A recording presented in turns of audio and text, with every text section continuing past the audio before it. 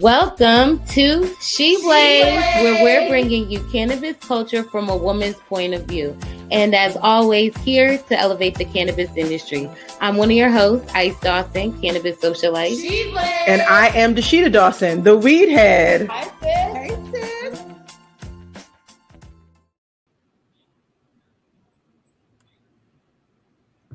Hey, sis. Hey, sis. Hey, sis.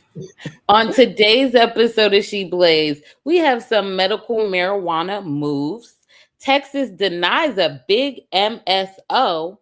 Federal judge approves the MSO's bankruptcy. And is Congress smoking cannabis? Let's get into it. Well, speaking of Congress, I got to start things off with my high of the week. And my high of the week was Cannabis Unity Day or Unity Week, real talk, in Washington, D.C. I just spent several days in Washington, D.C. With the Students for Drug Policy, with the Cannabis Regulators of Color Coalition, with the Drug Policy Alliance, a real coalition of more than 50 organizations that came together to say, we need to deschedule cannabis. What y'all talking about rescheduling? We need descheduling. And Cannabis Regulators of Color Coalition have been saying deschedule or do nothing because we finally got this partial rescheduling and it has created nothing but headaches, and we are scratching our heads trying to figure out what the hell the DEA is about to be doing. I know we'll talk a little bit about that on the backdrop of some of the other moves that Congress is making, but we also went out to all of the Congress people, dropped off flyers and information on why descheduling is important. And of course, we have our bills, as always, the MORE Act, the Marijuana Opportunity and Reinvestment and Expungement Act is still the most comprehensive bill that will deschedule and decriminalize cannabis. And so Cannabis Unity Day was in the books 2026. I think it's my third year in a row of doing this. And I really appreciated the opportunity to convene with the people doing the fight. Yes. Well, listen, for the people that have primaries coming up, or their reelection, baby, you might want to get on the winning team because it seems like everybody in America want legal cannabis. Definitely the winning team. Now, how we get legal cannabis, that's a whole different story. Okay. Listen, I ain't going that far, but everybody wants a little cannabis, whether they consume or not. Yeah. Well, my high of the week, I love to give products. I love to talk about the different things, especially in our legal state of New York, that's on the shelves and making moves. So I wanted to talk about Flores Farms. This is a cannabis gummies. Yes. So if you like edibles and you want some gummies, this is perfect. It is almost an everyday gummy because you could split the 10 milligrams in half and have 5 milligrams. It has THC and CTHV, which is like the Energizer Bunny THC. And it's in the flavor sour watermelon. It was super delicious. I almost forgot it was cannabis and I was trying to eat it like candy. So, be careful with that. But I do suggest if you shop legal, shop this. Also, while you're at it, THCV is not for the weak of heart, and quite literally the heart. So if you have ever smoked any strains like Durban Poison or Jack Herrera, they are pretty high in THCV, and that usually can get some people who have an adverse reaction, heart racing, extreme anxiety, and paranoia. So definitely don't take a 10 milligram of THCV. If anything, you might want to split that into a quarter, honey. It will increase your focus and get you going on a good, progress and, get over the procrastination, but you don't want your heart racing either, just to be clear. Thank you for that. Cannabinoids matter. Yes, clip that. Yeah, I know that's right. Well, let's get into our hot topics. But before we get into it, make sure you guys like and subscribe to our channel. Hello, the We Had and Co on YouTube. That's where we go live every Saturday. And if you're listening as the replay clue, we're on Spotify and Apple Podcasts, and we love 5 stars, good ratings. So make sure you do that. And let's get into first hot topic, which is down to the great state of Georgia, where the peaches are. Georgia. Right. I know. It's always going to have a special place in our heart, right? It is what it is. I know everyone swears I have such a New York accent, but your girl did grow up in Atlanta, so I don't You're a know. little bit of everything. A little bit of everything. Period. And with a little bit of everything, that's what this medical marijuana program is giving us right now in Georgia, because it seems like the governor just approved them to expand the medical program. Now, a couple seasons ago, when they first got their access, we talked about it a lot because it was a remix of the hemp farm bill. It was a couple Hmm. percent of THC, only be able to be oral or transdermal pack. There was very limited delivery methods, and you had to be dang on your deathbed, darling, to even Hmm. qualify for the program. And we actually did a Georgia lobbying day when I was stuck down there during COVID. And so, we have always kept our eye and ears to the medical marijuana streets in Georgia. So let's get into this expansion. Yeah, I'm actually want to just be very clear up front. We have to say stay grateful for movement, and whenever you see movement from a US southern state in the way of access, we give a little bit of like a golf clap, but it's usually that's all it deserves when you take a deeper dive. Right. Or Because and it's then like maybe what we really got actually. We didn't move much here on the yardage, but we did move. And so, really quickly, just to update the governor, Brian Kemp, who is a Republican, he approved on Tuesday SB 220, which added new qualifying conditions for the program, allow patients to vaporize medical cannabis, and it changes the THC potency limits, like you said, among some of the other reforms. One of the additions to the qualifying conditions was lupus, which is a really big deal, as it does. It's prevalent in our family, but it's also prevalent among African Americans at a much higher rate. And this basically is being added to cancer, Parkinson's disease, MS, Alzheimer's, ALS, autism spectrum disorder, and intractable pain and other pretty debilitating conditions to qualify.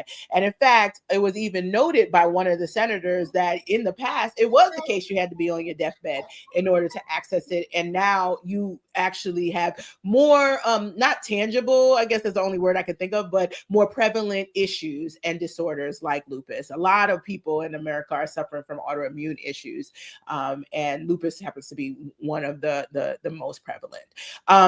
The other thing you should note is, like you said, always had the ability to have oils, tinctures, capsules, lozenges, topicals, and transdermal patches. So shout out to them for having the delivery mechanisms that actually New York State needs to get to, but they're not allowed to have any flour. And that has been really a sucky moment for Georgia, because flour is still the most prevalent way that people consume cannabis, right? And if you want to make your own things, you usually have to start with the flour and then you can make it at home. Now, you can make some things with the oils as well. So don't get me wrong. I'm a DIY queen, and we DIY'd it while we were in Georgia for COVID. But they added vaping as another delivery mechanism. And I am kind of mildly disappointed that they were like, okay, you can vape, like that's so much more healthy better. than smoking, when we had a whole vape crisis, because we really don't understand how this is impacting the technology we're vaping out of and the oils. But I know you're a vapor and you understand a little bit more. I stopped vaping after the whole scare. So but they have added that, and patients over 21 can access all of these. Smoking is still not actually permitted. So the last thing I'll say is they used to have the 5% THC potency cap. So let's say on average, a vape or a oil, they're usually much higher concentrates, like 70% to 80%. So getting a 5% oil is like, I could put that on my skin. Maybe that's going to help me That's with my it. acne. Um, but actually, is that going to help me with my debilitating Parkinson's? The interesting part about it actually does when taken consistently. A lot of Parkinson's patients have shown some real progress, and they're out of Georgia. So even a little bit goes a long way with cannabinoids. But now they've switched it to milligrams. So the limit is 12,000 milligrams that a patient can possess at any one time. And as you know, again, that makes a little bit more sense when you're only getting oils and tinctures and now vapes. Vapes come in grams in terms of weight. And if you have a vape that's like 90% of a 1 gram, then 90% of that 1 gram or that 1,000 grams is actually THC, so 900. So 12,000 is actually a decent amount to start with that they're allowing. If you can imagine, a real vape could get you about 900 milligrams just on the one vape. Again, how much does this move the needle? I would say not enough at all for what patients really need, but at least it is more access to real medicine that these diseases in particular and disorders or conditions really, really do need. Not gonna lie, it's too much math. Once you start talking about 5% this and 20,000, 12,000 milligrams, it's like, I'm from Georgia. Nobody counts enough well enough for this. Like, no one is a scientific leadership enough for this. It's like the little lady meme with the equations. Like, Yes, what are y'all doing? Y'all right. making up stuff. And it's like, just take it from Arizona, okay? Take it from New Mexico. Take it from California. They already did this. Y'all 20 years late. Like, y'all over here making up some stuff. And so, yeah, I mean, great. It's 12,000 milligrams. Say that 10 times fast. Yeah. Like, no, y'all are illiterate, allegedly, the governor. And so the fact that you decided to do this is like, I was like, but that's not like that much information, though, on this hot but topic. So I'm ready to throw it away. I know you are, but just to be clear, Governor Kemp signed it, but it isn't his bill. It was a legislative bill, so it came from the houses in Georgia, which is like Congress at the federal level. So not for Mm, nothing, he didn't veto it, at least, which says that he fundamentally does see the importance of expanding access. And in fact, he said he didn't think it went far enough. So to your point, something is a little bit, the wind is shifting as it pertains to how Republicans are talking about cannabis. Again, they've always been talking about cannabis and they've always been talking about hemp, but I do think we having a changing of the guard. They're seeing a different opportunity, particularly with this partial rescheduling. And now, if you want me to break it down, I could, but that sounds like another episode, another day. absolutely, because the truth is everybody want to get reelected, and if you do, cannabis is the easiest, bestest, and fastest way. It don't Yes, it don't got no color but green. yes. And Uh, so With so it's like, next hot topic. it's true. From one little drinky state to the next, in Oh, terms of yes, but at least this tea may be dirt water, but it's some juicy dirt because, oh honey, yes. hot topic number 2 is about Texas revoking a MSO. Again, MSO stands for multi-state operator. That means they are a big, in air quotes, cannabis company that is in multiple states and sometimes multiple countries, darling. So let's get Hmm. into it. They are setting up their medical marijuana program, which kind of just looks like, Georgia. So I'm Hmm. not going to get into what they can allow or whatever because it's another science fiction creation. But their seriously, girl, their medical marijuana is ran through Texas Department of Public Safety. Their Hmm. program is called Texas Compassionate Use Program. Um, Baby, they went and got all these vertically integrated permits to have take these people money and be like, listen, y'all want to come in our medical marijuana program? Come get a permit. So, all the MSOs run to a state like Texas because Texas is huge and it is Hmm. right next to California. It is a big market in theory. It's squished between California, New Mexico, Arizona. So it is nothing. Oklahoma is surrounded by nothing but cannabis use states. So Texas wants to cash in. Well, they gave their permits out. They said, nope, we're revoking permits because we needed to make a correction on the different permits that they were given. And you want to know who permit they took? Cresco Labs, okay? Hmm. And we have talked about Cresco Labs before because they love doing different types of deals that they announce and then don't actually go through with it. And Hmm. they revert their permit and they gave it to, get this, Bayou City Medical Dispensary. Now, Bayou City is a nickname for Houston. So what it seems like is during their permitting process. They made an error, which, shout out to MJ Biz Daily, which basically said they accidentally gave it to Cresco Labs. It was supposed to be for Bayou City, which is a Texas based medical marijuana company. Well, after that, the hiccup is in. Now, Mhm. Cresco, they haven't filed any lawsuits. They haven't said anything too crazy, but they are saying that, we are, what did they say? Let me read it to you. Cresco Labs said they still believe that the application merits a conditional license as originally determined. So that's all they're gonna say. And whenever they start doing that, that's like dog whistle for I'm finna sue y'all. And so I just wanted to break down what it means when they say a conditional license. Now, for them, the permits just allow them to set up shop, build out facilities, get contractors to build out different dispensaries, but it doesn't actually mean they have an official license. It doesn't mean they get to start operations, which is like, huh? Right? Well, what happens after you build out operations and stuff, the Department of Public Safety then gives you a conditional license, right? And with that conditional license, then you are allowed to start the B2C process of the medical marijuana program. I just want to clarify that they're giving a conditional license first, and then after you do that, if you pass all of the compliance, then you move to a fully permitted license. So just to clarify, but you're right. Like, this is crazy to me that Texas would expect you to spend all that money building something out with the possibility that you cannot go to market.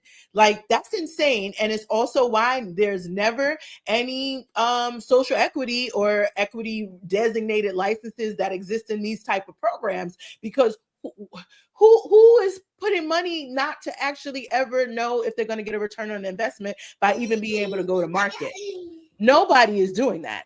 The other thing I wanted to point out is Cresco may have gotten rescinded here, and that sounds very much a setup for them to get litigious, which could slow down the whole process. But there's only 12 permits that they have allowed. They're proving to be mostly for MSOs, because the subsidiaries that received the conditional permits include True Leaf subsidiary, Verano subsidiary, Green Thumb Industries or GTI, and Cresco just was in the mix. So it felt like, oh, it makes sense.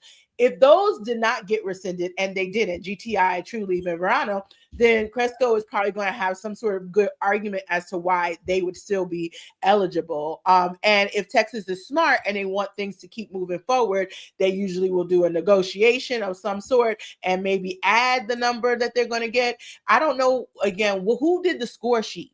These are the moments where it was like, how you make a mistake on that? This feels like, remember that year that it was like the wrong person that got or the wrong film that got announced for the Oscars.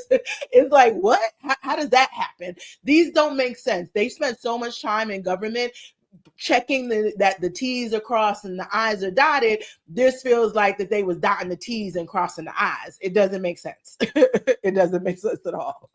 Seriously, well, in the article, MJ Biz Daily does kind of break down what they said on how they scored. That's way too much to get into, because, baby, I'm from the South. I know how it happened, okay? Mm-hmm. Behind closed doors. Hello. So, Mm-hmm. take They with called that it what a you will. tabulation methodology era. If I don't eat anything I can't spell. So, that's really how I feel about that. Again, this is Texas. It's a reason why they have dynasty and all these other things, and different farmer dynasties or whatever, because sometimes things are run like Rico. It is Yeah. what it is. Don't sue me, but because I don't live in Texas. Allegedly. Right, allegedly, but this feels very like who's in charge has to grease the hands of other people, Mm-hmm, and maybe mm-hmm. Cresco, because they're from Chicago, they're like, we're from Chicago, you Yes. know? And so that is where Texas is at. But I just could not believe that in the year of 2026, this is what's happening with medical marijuana companies and multi-state operators. They go in, they have these subsidiaries, or they go in directly and they're trying to buy up all the licenses in the market, and they got tricked out of their own bag, child. The other thing to point out is sometimes we don't be knowing the subsidiaries. It's sort of in the same way brands all belong to the same like five companies in non-cannabis world. A lot of the same consolidation is already happening in the market across the United States for cannabis. Absolutely. Well, if y'all want to know like what is Texas medical marijuana like patient program and how many people it has, they barely got 100,000 patients. Okay, and Texas is a huge state, so it's not like they're really competing for the biggest bag out there anyway, which makes me go to why y'all so thirsting for a license. And I don't know who would want a permit license or whatever in Texas, but they said they're gonna open it up again at some point, so we'll see, Chad. Well, 100,000 patients is still more than New York, which has dropped to 75,000. And to your point, compared to Florida, which has millions of patients at this point, is like, or at least damn near a million. It is very, very paltry, but it's the patient acquisition. They want to be the first sale. They want to be the conversion recipient. That's a lot of dollars. That's before you have to really compete. And like I said, they only have 12. To be truthful, I mean, just doing a little bit of math, about $2,000 to $3,000 patients per year in the average state can be a $4 to $6 million business just on those little numbers of patients. So I think it's about them understanding that Texas could have as big a program as Florida or as big a program as Pennsylvania. But the big difference that you call out that Florida and Pennsylvania is doing is they have flower. Okay, they have flower products, and that means that they are doing more sales per patient than what Texas or Georgia ever could at this point. True. Well, I ain't no psychic, but I will say they allow smokable hemp back in Texas. So, we know MSOs like to be a part of the political atmosphere. So, flower could happen. It seemed like it would be on the horizon because if it's the case that smokable hemp has, made its reappearance, if you will, then it would make sense that it would be on the marijuana side as well. Absolutely. Mhm. And with that, we're done with the South, child. So Yes. let's get into for real, for real. Let's get into the federal. Okay, it's time for the big guns. So our hot topic number 3, which we were talking about it a couple episodes ago with everything with rescheduling, because again the streets is still reeling from rescheduling because we don't know Mhm. what to like. We know what to do with this, but then again we don't. So we talked about it before about cannabis companies being so in debt and not being able to pay their bills because they're lobbying and they're merging. They're ending up going into bankruptcy court. And so as somebody Mhm. who likes to think they're on the internet, when I hear things like Uncle Nearest gets denied their bankruptcy, right? Mhm. Which is not cannabis. Okay, Uncle Nearest is a black owned, one of the only couple of black owned liquor companies. Basically, tried to go to file bankruptcy and got Mhm. denied. And honey, to find out they only 100 million in debt, and they got denied for bankruptcy. But then to turn around and look at this multi-state operating company that is based out of Canada, really, allegedly with Mhm. the paperwork, gets approved for $270 million bankruptcy is absolutely crazy to me. And it lets you know what we are dealing with and why we do what we do in these streets. Because what?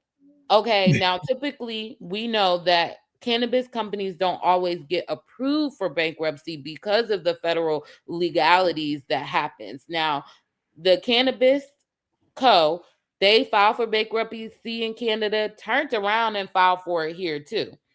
Well, they got approved, and I am pissed the F off. Pissed off, but also recognizing they playing chess. not checkers. And so let's talk about what it is. It's like you got to know what kind of bankruptcy you're filing for, and there's many different chapters of bankruptcy, but it is where the math starts smelling funny. So I understand why you might be upset. Like you said, the Cannabis Code is a Canadian cannabis MSO, and they owe over 250 million, 270 million to be exact, but they filed a chapter 15 bankruptcy protection in the US court after filing in Canada. And basically what chapter 15 is not the same as a regular chapter 11, which is what Uncle Nearest filed. Chapter 11 is a US company saying, let me reorganize my business, therefore give me bankruptcy. Whereas chapter 15 is more like, I already have a main bankruptcy case in another country, which takes precedent, and I need the US court to recognize that and protect that process here too. So that's what cannabis did differently. Now, can cannabis companies file bankruptcy? Generally, not in the US. So if they were a US based company, they likely would have gotten denied. And they would have only been able to file a chapter 11. But because they were somewhere else, they are getting protected because that somewhere else has a fully federal legal framework, as you know, Canada does. And so it was a little bit of a side door that has been cracked, because it's cross border and is filed under a different chapter. Just to kind of also clarify, Uncle Nearest, which is a historic Black owned spirits brand, they reportedly, like you said, had over 100 million in debt, but it got pushed to receivership. And then the CEO, unfortunately, Fawn Weaver, she filed chapter 11 after the receivership, and that was denied because the court said she didn't have the authority to do that once the receivership was on board. So it was almost like she filed too late.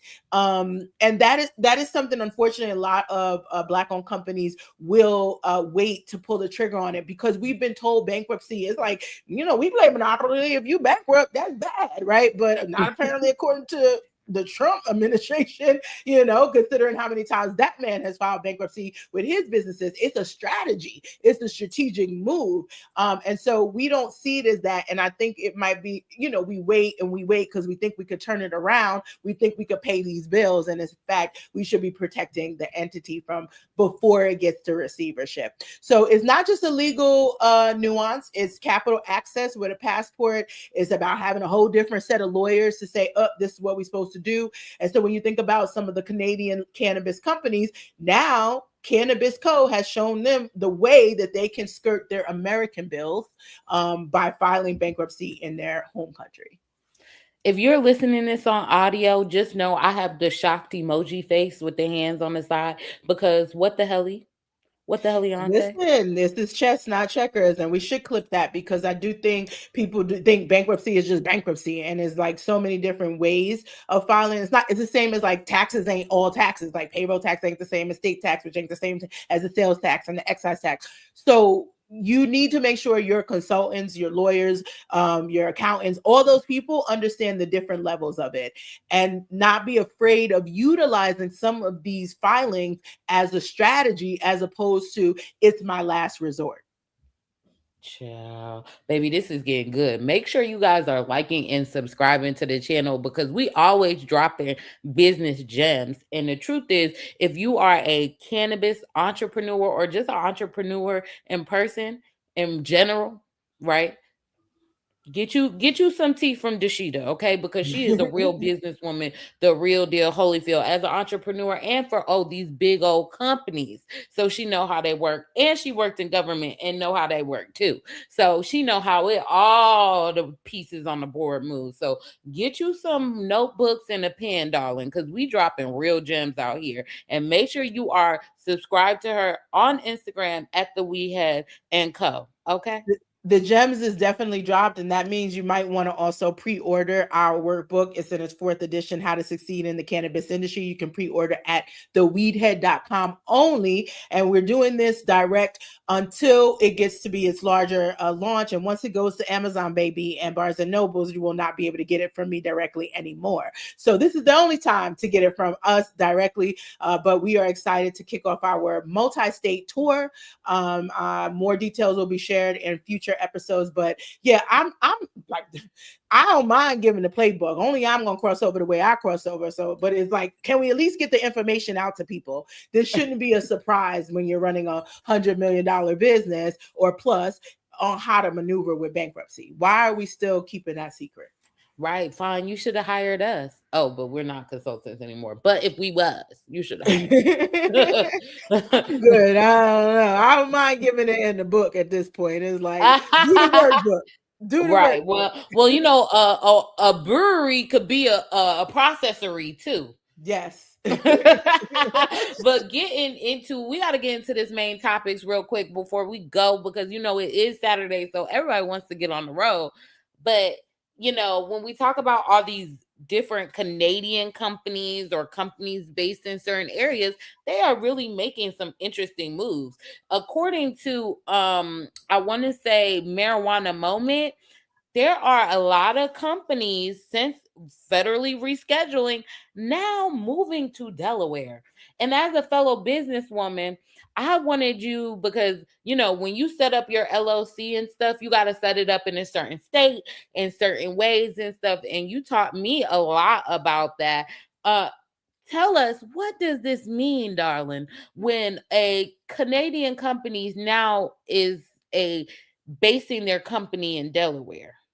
So it's not just Canadian companies, it's a lot of MSOs. When we started the cannabis industry in United States, unlike Canada, it wasn't a whole federal legal system or framework. It was state by state. And so if you got a license in Florida, it had to be a Florida company that applied and gets the license. If you're trying to get a license, even if it's the same name, in New York, though, it has to be a New York company to get that license. And so a big company like Curaleaf or Trulieve, that's where the subsidiaries come in. They are actually huge trees with loose branches of connected individual companies that are based in the state where they got the license. Well, now with the federal partial rescheduling, what that allows for, if you decided you wanted to apply and register through the DEA as a medical cannabis operator in a state license program, you now get to take the benefits of what normal businesses would do, which is to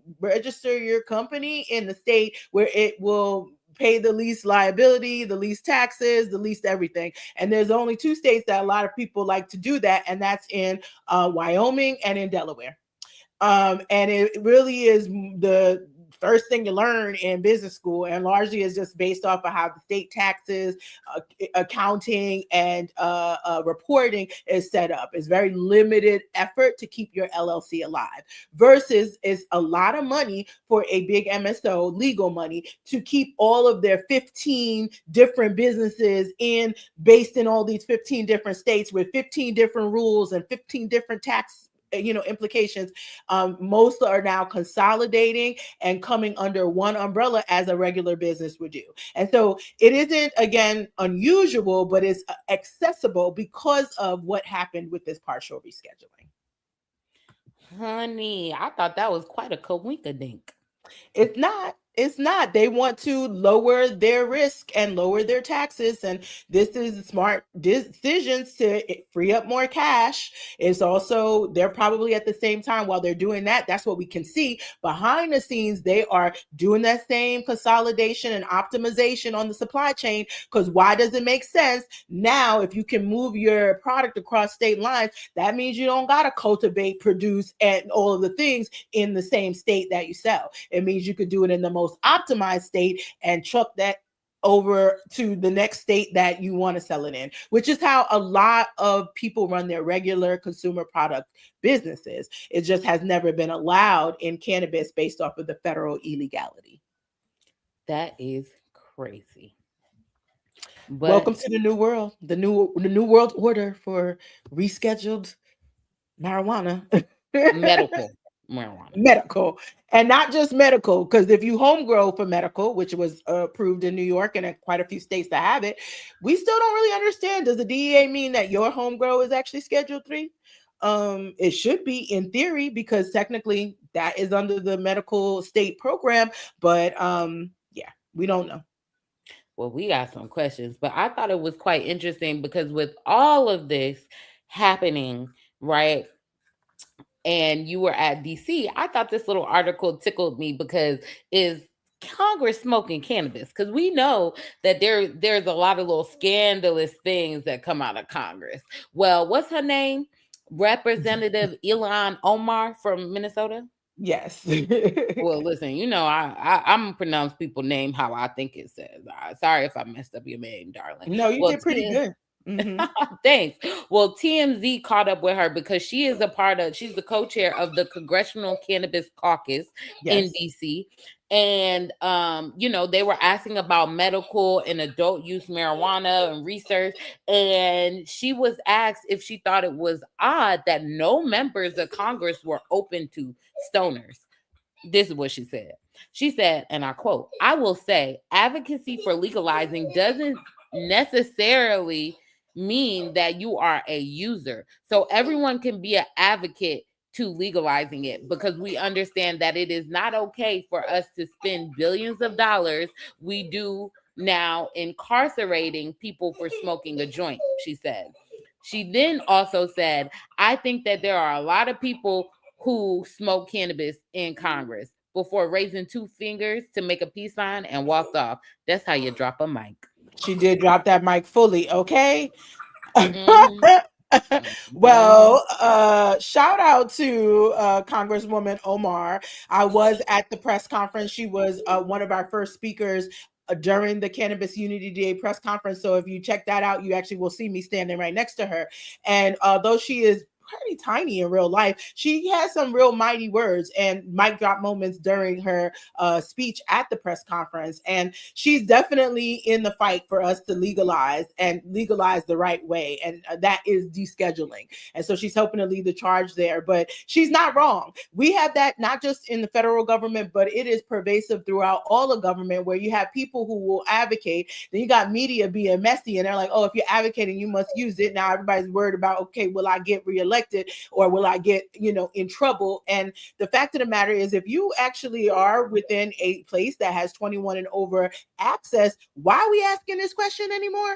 Like at this point, it should no longer be kind of like the with those cops last week when we talked about them winning their case. It should be that if I'm grown and I'm in a state or a territory, because DC includes that, that it is legal, then why are you in my business?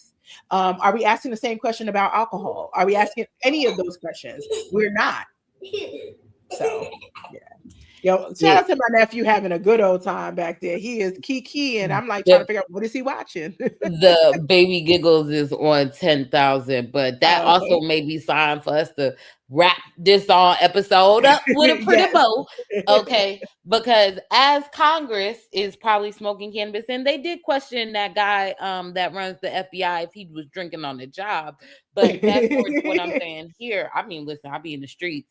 Um, they're sicking the DEA on us. Let's be honest, right? They dog whistling the DEA. A congressional committee is directing the DEA to crack down on unregulated cannabis products, that threaten consumer safety. Shout out to Marijuana Moment because we love to cite our sources here and we love to use cannabis publications because they're really gonna put the pieces together. Because what normal news does is give you a little snippet and you have no idea what you're looking at and reading. And I like the cannabis publications because sometimes they connect the dots.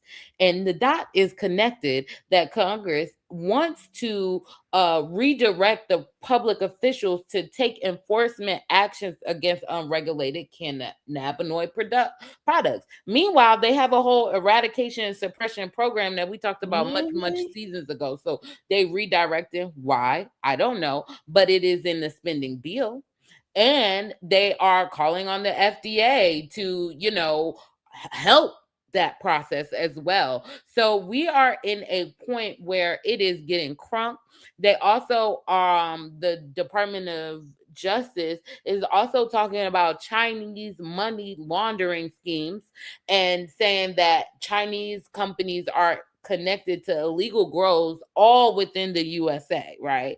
And that this is a money laundering scheme for the people. This is one of those times where I feel like, why is Congress doing this? And what committee are we talking about? It's the House Appropriations Committee. And so this is appropriations. When you hear that word, it basically means money, budget. And it's talking about the fiscal year spending bill that's supposed to cover commerce, justice, science, and related agencies. And this a report was attached. Now, let me be real. The report's attached, but let's be clear. The Congress does not use science when they're talking about cannabis, and they rarely use injustice at that. So I'm just going to be honest and say I immediately took a side eye to it because I was just looking at what's the committee. The other was the committee is about assigning dollar amounts. And what really bothered me was to see that there was a dollar amount assigned, $8.5 million amount, to the Bureau of Prisons to monitor wastewater to detect the use of synthetic cannabinoids and other drugs by incarcerated people. It's like, wait, what? You're going to use $8.5 million to monitor water that's supposed to be really detecting infectious diseases like Hep C and HIV and tuberculosis and other respiratory pathogens, as opposed to these other things. But also, it takes $8.5 million to do that. I think, again, back to Representative Omar's comment about how much money we use just to manage prisons and keep people incarcerated. And this is a perfect example.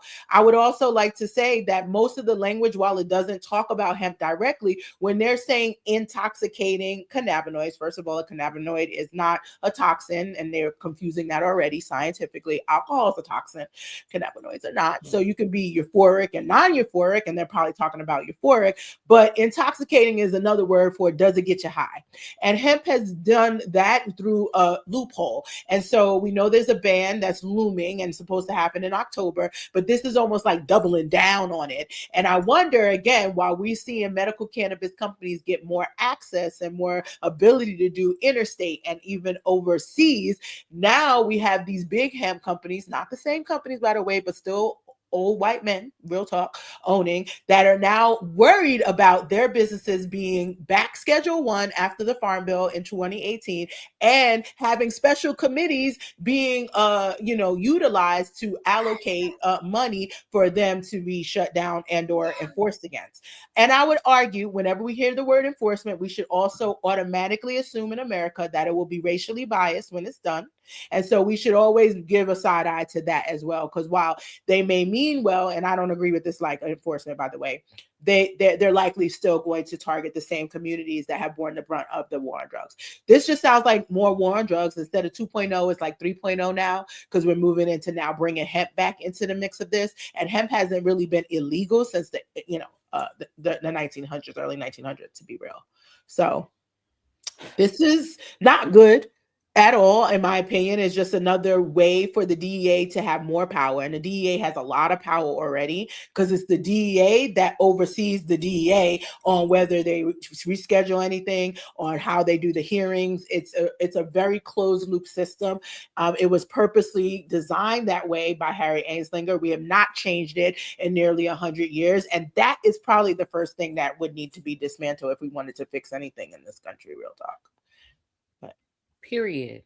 yes. Like, I'm just over it. I'm Yeah. over it. Like, I'm done with y'all federal. I don't even know if it's a game, illusion. Like, I feel like I'm watching Now You See Me, like in real life. Like, I'm good. I'm good. The one thing I wanted to say as well, because we don't read on the fine print, and I do, whenever we take language and just drop it into like omnibus bill, that's what this is, where like it covers a whole bunch of stuff. Nobody reads all the detail, every single thing. And sometimes they keep latent language that's bad.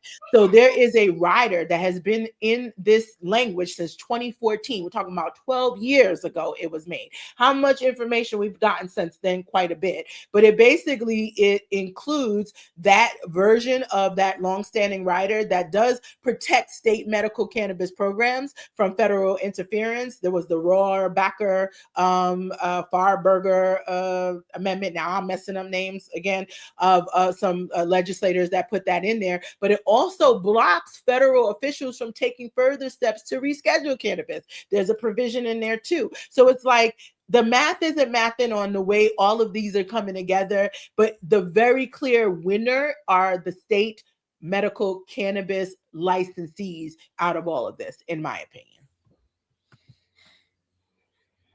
I ain't got nothing to say. I just drop the mic, take a clip, and post that. Yes. Clip that. Yes.